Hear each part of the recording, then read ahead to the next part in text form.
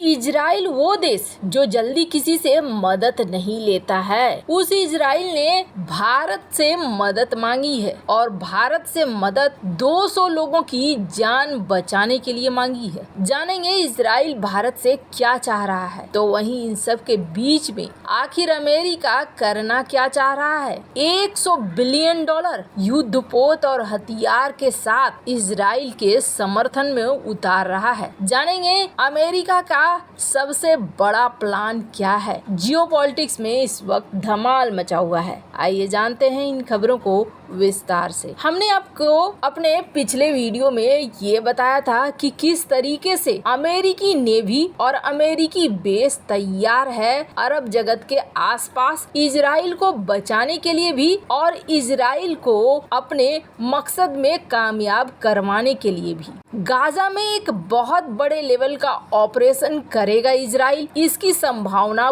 बहुत ज्यादा अब दिखने लगी है। अभी तक इजरायली सेना यहाँ घुसी नहीं है, इसलिए नहीं घुसी थी कि इसे कहीं न कहीं अमेरिका के सिग्नल का इंतजार था। और आपको बता दें, अमेरिका जैसा कि हमने पहले भी बताया है, तुरंत से इजराइल पर हुए हमले के बाद कूटनीतिक रूप से सबसे बातें करने लगा। सारे देशों से इसने कनेक्शन साधना शुरू कर दिया और इस कनेक्शन साधने के बाद जहां अपनी नेवी की डिप्लॉयमेंट की, तो वहीं अब अमेरिका उससे भी बड़ा कदम उठाने जा रहा है। जैसा कि हमने आपको बताया था कि जब बाइडेन पहुंचे थे इजराइल, तो इजराइल ने कहा कि हमें आनन फानन में 10 बिलियन डॉलर चाहिए, हमें 10 बिलियन डॉलर आप तुरंत से मुहैया करा दो। वैसे आपको बता दें, इजराइल को बिना युद्ध वाले दिन में भी हमेशा से अमेरिका की तरफ से कुछ न कुछ मदद मिलता रहता है, लेकिन 2 बिलियन, 3 बिलियन, 1 बिलियन ये रकम कुछ इस तरीके की होती थी। इस बार एक बार में ही इजराइल ने 10 बिलियन डॉलर मांगे हैं। अब इसके बाद आपको लगेगा कि अमेरिका सोच में पड़ गया होगा, अमेरिका गन्ना करने कर बैठ गया होगा कि दे नहीं दे, देना है तो क्या करना है, जैसे कि यूक्रेन के केस में हुआ था। हालांकि यूक्रेन को भी अब तक बहुत बड़ी रकम मदद कर चुका है अमेरिका। स्क्रीन पर देखिए, कुल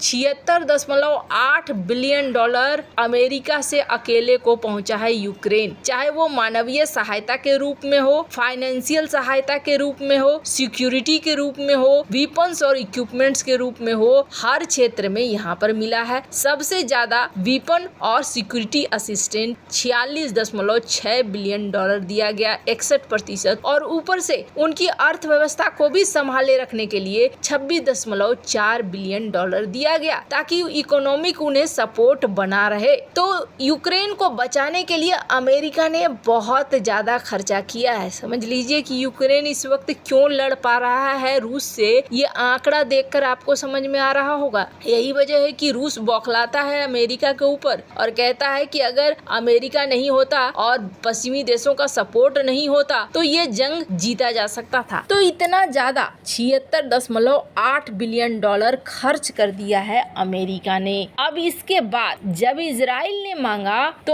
अमेरिका ने ये कहा है कि हम करीब 100 बिलियन डॉलर का इंतजाम करेंगे। स्क्रीन पर एक रिपोर्ट देखिए, राइटर की ये रिपोर्ट है जिसमें ये कहा जा रहा है बाइडेन के द्वारा कि हमें करीब 100 बिलियन डॉलर चाहिए। इस 100 बिलियन डॉलर में एक बड़ी संख्या होगी, बड़ी मात्रा होगी इजराइल के लिए। फिलहाल तत्काल में इजराइल को मिलेंगे 14 बिलियन। मांगा कितना था? 10 बिलियन, और कहा कितना जा रहा है? 14 बिलियन दिया जाएगा। इसके अलावा 10 बिलियन डॉलर मानवीय सहायता के लिए भी है। 100 बिलियन डॉलर आनन फानन में अमेरिकी राष्ट्रपति चाह रहे हैं कि निकाला जाए और इसका इस्तेमाल किया जाएगा। अब इसका इस्तेमाल कहाँ पे होगा? तो आपको बता दें, जिस तरीके से यूक्रेन को संभाला उसी तरीके से इजराइल को संभालने के लिए होगा। पर 100 बिलियन डॉलर, इसका अंदाजा आप लगा लीजिए कि इजराइल को एक फुल सपोर्ट है इस एक्शन के लिए और इजराइल बड़ी कार्रवाई करेगा, लंबी कार्रवाई के लिए अमेरिका भी तैयार है। खैर, अमेरिका पूरा सपोर्ट कर रहा है, ये तो बढ़िया से दिख रहा है, पर इजराइल के राजदूत हैं, स्क्रीन पर आप देखिए आर्टिकल जिसमें ये कहा उन्होंने कि हम भारत की मदद चाहते हैं 200 हमास होस्टेज को निकालने के लिए, जो बंधक बनाए गए हैं हमास के द्वारा, उन्हें बचाने के लिए हमें भारत की जरूरत है। वैसे मोसाद जैसे खुफिया एजेंसी वाला देश अगर भारत से कह रहा है कि हमें मदद की जरूरत है, आप मदद करो, तो इसके पीछे कुछ न कुछ कारण होगा। तो दरअसल आप रूस यूक्रेन के युद्ध को देखेंगे ना, तो इजराइल को पुतिन से बहुत ज्यादा उम्मीद थी, लेकिन इजराइल के उम्मीद को पुतिन ने एकदम से नकार दिया। कैसे नकार दिया तो आपको बता दें, रूस के साथ आजकल इजराइल थोड़ा सॉफ्ट चल रहा था, रूस के साथ बैलेंस बनाकर चलने की कोशिश कर रहा था। जो रूस यूक्रेन युद्ध हुआ, यूक्रेन ने इजराइल से हथियार मांगे, जिस पर इजराइल ने हथियार देने से मना कर दिया। आपको बता दें, इजराइल जल्दी इस रूस के हमले की निंदा भी नहीं करना चाहता था, पर बाद में हो सकता है अमेरिका के दबाव में हो, लेकिन रूस की निंदा की तो निंदा के लिए भी बहुत सॉफ्ट शब्दों का इस्तेमाल किया था इजराइल ने। इजराइल को बड़ी उम्मीद थी, पर ये उम्मीद नाकाम साबित हुई। इजराइल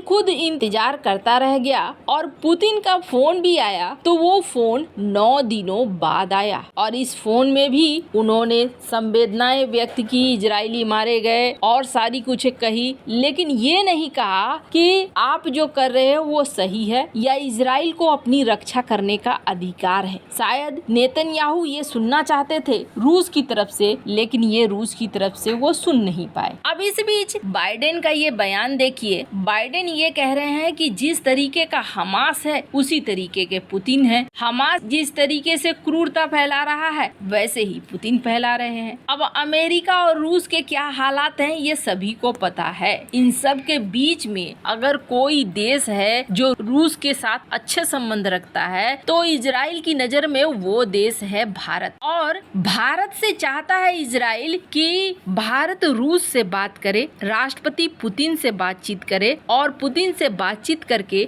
हमास से अपने बंधकों को छुड़वाए। अब मन में आपके ख्याल आएगा कि पुतिन इसमें क्या करने वाले हैं, पुतिन क्या कर देंगे, तो आपको बता दें पुतिन का नाम इसलिए लिया जा रहा है क्योंकि हमास के कई सारे लीडर रूस अक्सर जाते हैं और रूस में वो कई बड़े अधिकारियों के साथ भी मिलते हैं। यहाँ तक कि कहा जाता है कि बड़े अधिकारियों में बहुत बड़े अधिकारी पुतिन का एक अच्छा कनेक्शन माना जाता है हमास के साथ, और यही वजह है कि इजराइल चाहता है कि भारत पुतिन को मनाए और पुतिन हमास से बात करे, हमास से बात करके ये जो बंधक है इन बंधकों को छुड़ाया जाए। वैसे इन सब मामले में आपकी क्या राय है, कमेंट कर जरूर बताएं। जल्द मिलते हैं अगले वीडियो में नई खबर के साथ।